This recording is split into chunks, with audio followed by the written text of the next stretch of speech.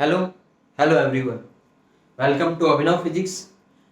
Again मैं फिर से एक नए टॉपिक के साथ आपके सामने प्रेजेंट हो रहा हूँ और टॉपिक का नाम है एम्पियर्स सर्कुटल लॉ।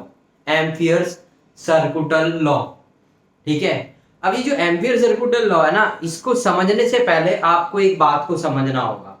देखिए, इंटीग्रेशन करते हैं ना हम, इंटीग्रेशन बेसिकली कई तरह का होता है। कई तरह का कैसे होता है ये भी समझाता हूं मैं। देखिए, ध्यान से सुनना।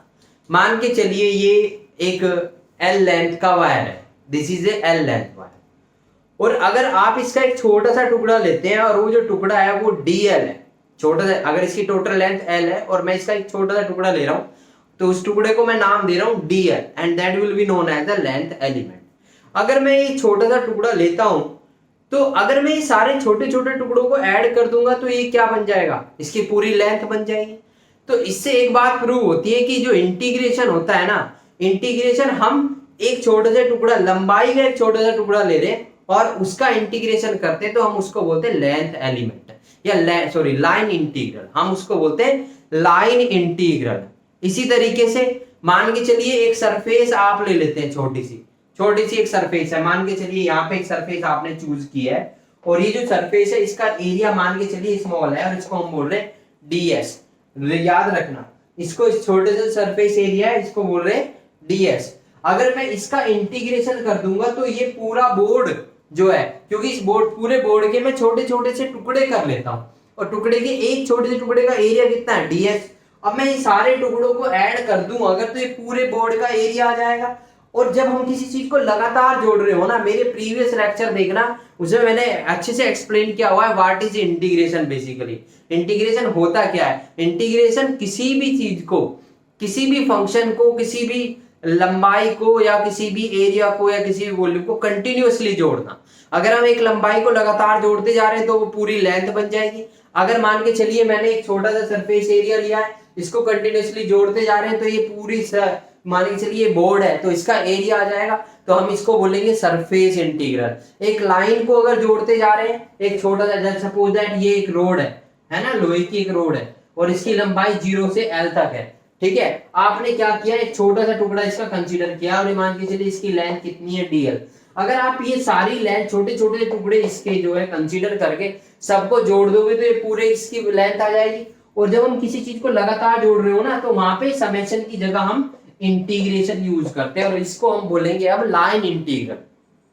देखिए अब लाइन इंटीग्रल, अब देखना ध्यान से, एक चीज और है जो बहुत इंपॉर्टेंट है, ध्यान से सुनना सभी। देखिए, अगर मैं बात करूं कि मान के चलिए ये करंट कैरिंग वायर है, तो मैंने आपको बताया था, तो इसके चारों तरफ क्या होगा, मैग्नेटिक फील्ड बन जाएंगे, ऐसे मैग्नेटिक फील्ड, ऐसे ऐसे सर्कुलर लूप में।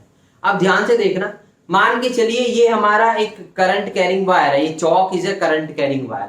सो the bangle which is visible to you is basically what, it is basically the magnetic field around this। और यहाँ पे ये r दूरी पे इतना है, इससे और दूरी लोगे तो ये ऐसे होगा, फिर और दूरी लोगे तो ये ऐसे होगा। तो आपको ये याद रखना है, जब कुछ सर्कुलर मोशन, सर्कुलर टाइप में होती है, तो मैग्नेटिक फील्ड की इस पॉइंट पे अगर आपको डायरेक्शन निकालनी है तो यहाँ पे ऐसे टेंजेंट ड्रॉ कर दो, तो क्या हो जाएगी, मैग्नेटिक फील्ड की डायरेक्शन हो जाएगी। अब ध्यान से सुनना, क्या होता है कि दो तरह के इंटीग्रेशन होते हैं, ध्यान से सुनना।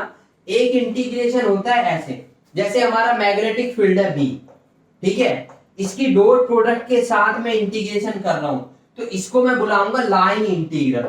लाइन इंटीग्रल, लाइन इंटीग्रल का मतलब क्या है कि मैग्नेटिक फील्ड ऐसे चारों तरफ है, ठीक है। आपने वो जो लूप है जिसको बोलते हैं एम्पीरियल लूप, कोई भी वायर है इसके चारों तरफ एक लूप कंसीडर कर लिया है, उसका एक छोटा सा टुकड़ा लिया है और उसमें हमने मैग्नेटिक फील्ड की मल्टीप्लाई कर दी है, तो ये बन जाएगा हमारा लाइन इंटीग्रल। तो मैग्नेटिक फील्ड की मल्टीप्लाई जब एक छोटे से स्मॉल लेंथ एलिमेंट के साथ कर देते हैं और फिर उसका पूरे लूप के साथ इंटीग्रेशन कर देते हैं, तो वो हमारा बन जाता है लाइन इंटीग्रल, लाइन इंटीग्रल।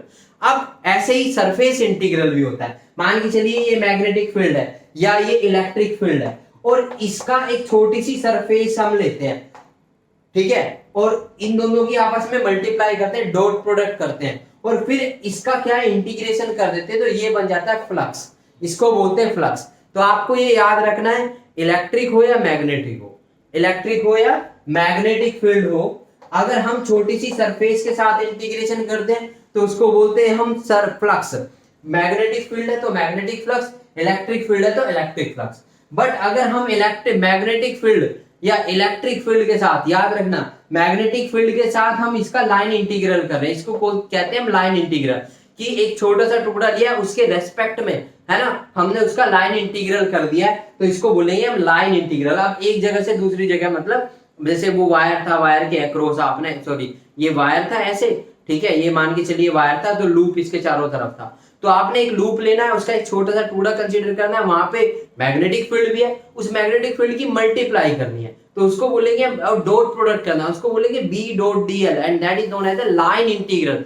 जब इंटीग्रेशन आप लेंथ के रेस्पेक्ट में करें तो हम उसको लाइन इंटीग्रल बोलते हैं, जब सरफेस के रेस्पेक्ट में करें तो उसको सरफेस इंटीग्रल बोलते हैं। और किसी भी फील्ड का, ध्यान से सुनना, किसी भी फील्ड का लाइन इंटीग्रल भी क्या, जैसे यहाँ पे इलेक्ट्रिक फील्ड भी होता है, इलेक्ट्रिक फील्ड का लाइन इंटीग्रल भी हो सकता है, ऐसी मैग्नेटिक फील्ड का लाइन इंटीग्रल भी हो सकता है, ऐसी मैग्नेटिक फील्ड का सरफेस इंटीग्रल भी हो सकता है, और इलेक्ट्रिक फील्ड का भी सरफेस इंटीग्रल। तो किसी भी फोर्स का, फोर्स मतलब फील्ड का मतलब मैं फोर्स की बात कर रहा हूं, किसी भी फोर्स का, electric field is a force, magnetic field is a force, तो किसी भी फोर्स का जब हम इंटीग्रल करते हैं with respect to surface area तो वो फ्लक्स कहलाता है, और यहाँ पे इसको हम बोलेंगे लाइन इंटीग्रल। और याद रखना यहाँ पे अगर मैं बात करूं ई डॉट डी एल, यहाँ पे ये वेक्टर है बेसिकली, ई डॉट डी एल यहाँ पे ये क्या है, ये लाइन इंटीग्रल है किसका, इलेक्ट्रिक फील्ड का।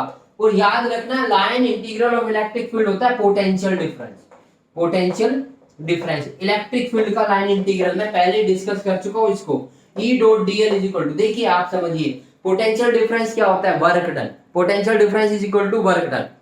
और अगर मैं वर्क डन की बात करूं तो if I talk about work done, तो work done is equal to force into displacement, बस आपने उसका इंटीग्रेशन कर दिया तो ये पोटेंशियल डिफरेंस बन जाता है। अब आते हैं अपने टॉपिक पे जो हमारा क्या है, Ampere circular law. Ampere circular law क्या कहता है, एम्पियर सर्कुलर लॉ कहता है, ध्यान से देखना, ये कहता है कि मान के चलिए ये एक वायर है, ये एक वायर है और इसमें करंट जा रहा है, current is flowing through this wire.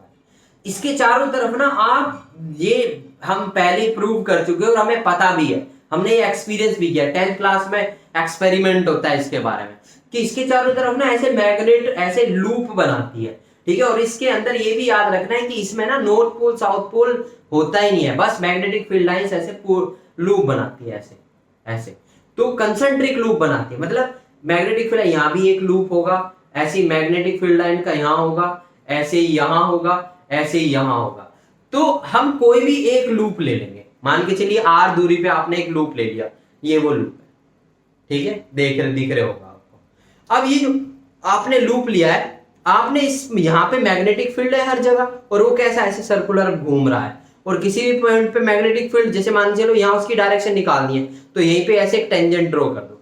अब इसमें से ना हम एक छोटा सा टुकड़ा ले लेते हैं, और इसका जो टुकड़ा होगा मान के चलिए उसकी लंबाई dl है, अगर उसमें मैं मैग्नेटिक फील्ड की मल्टीप्लाई कर दूं, ठीक है, और फिर उसका इंटीग्रेशन कर दूं, तो उसको बोलेंगे हम लाइन इंटीग्रल, क्योंकि मैग्नेटिक फील्ड का इंटीग्रेशन मैं इस पूरी लाइन में कर रहा हूं, क्योंकि मैं अगर देखा जाए तो ये क्या है, एक लाइन में ही तो चल रहा हूं। अगर आप इस स्फीयर को तोड़ दो, सर्कल को तोड़ के ऐसे सीधा कर दो तो ये एक लाइन ही तो होगी, तो हम इसको बोलते हैं लाइन इंटीग्रल।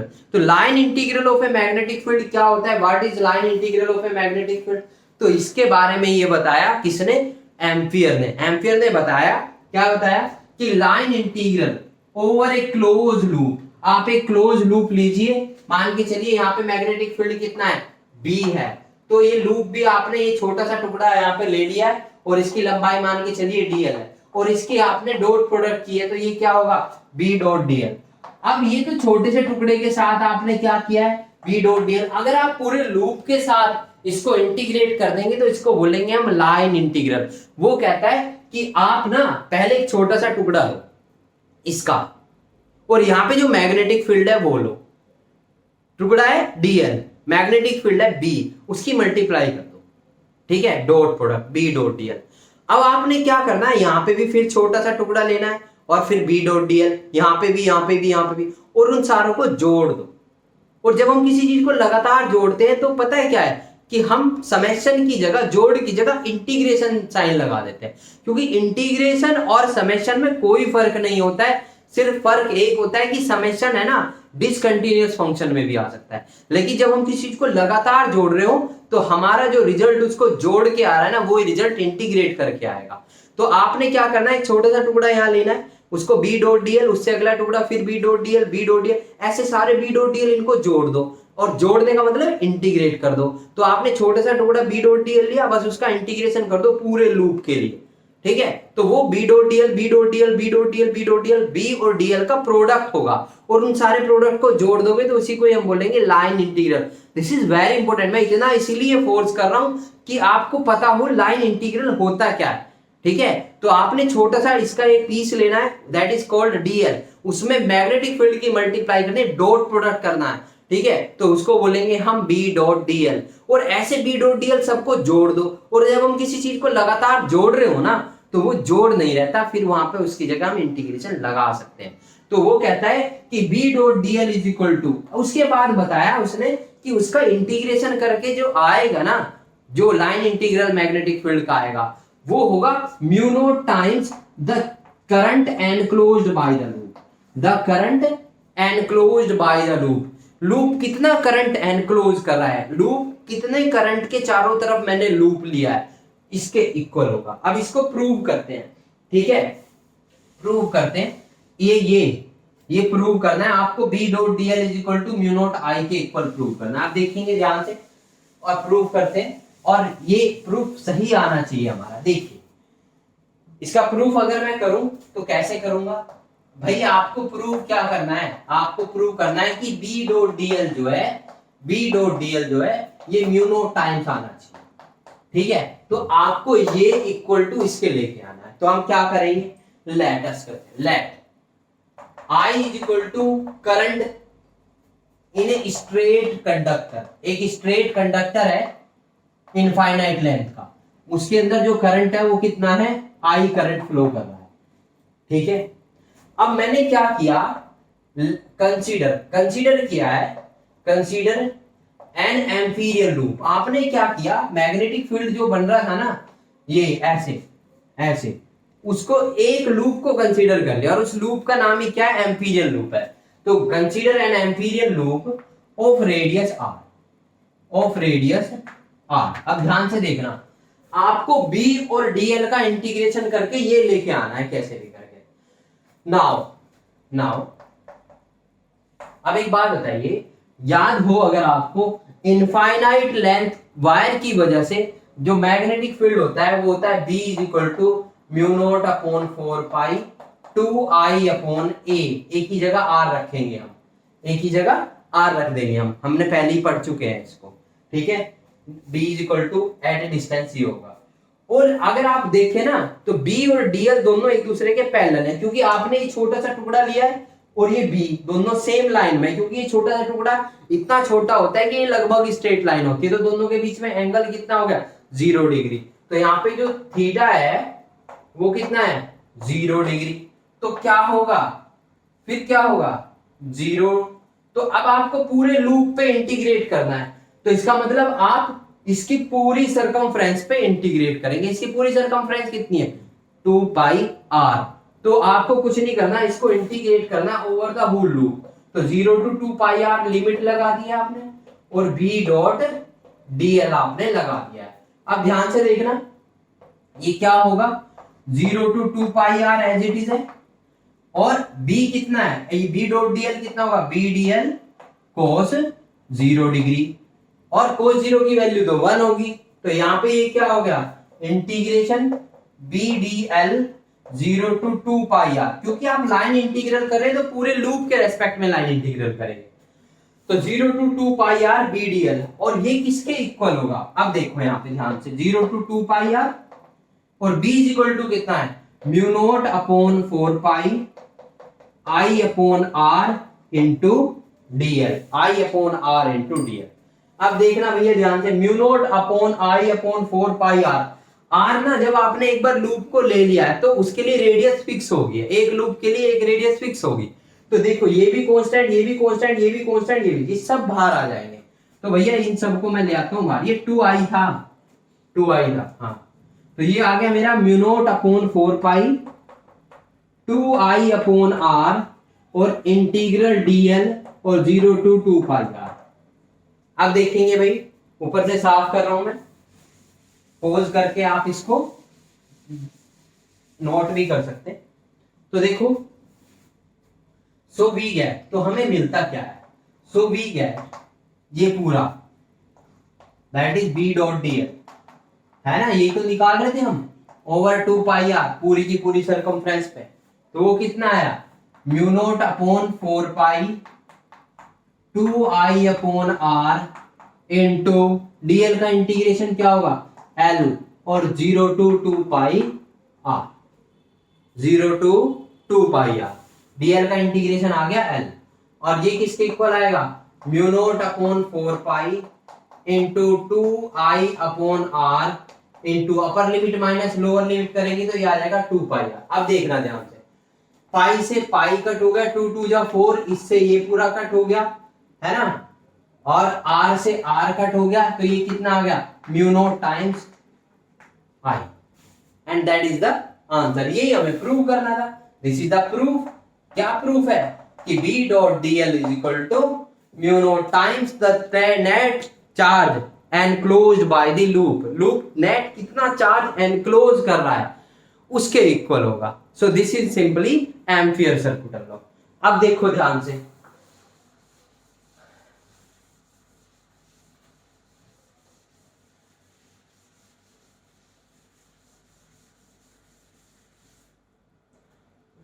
देखिए, मान के चलिए यहां पे एक करंट जा रहा है ऐसे 2 एम्पियर, एक करंट ऐसे जा रहा है 3 एम्पियर, एक करंट ऐसे जा रहा है 5 एम्पियर, एक करंट ऐसे जा रहा है 7 एम्पियर। ध्यान से देखना, और अब आप क्या करते हैं, line integral ampere circular law लगाते हैं। तो एम्पियर सर्कुलर लॉ जब हम लगाएंगे तो मान के चलिए हम ना एम्पियर सर्कुलर लॉ में लूप, जब ये लॉ लगाएंगे तो एक लूप ऐसा लेते हैं जो इन सारे करंट को इंक्लूड करे, ये ऐसा लूप ले लेते हैं जो इन सारे करंट को इंक्लूड करे।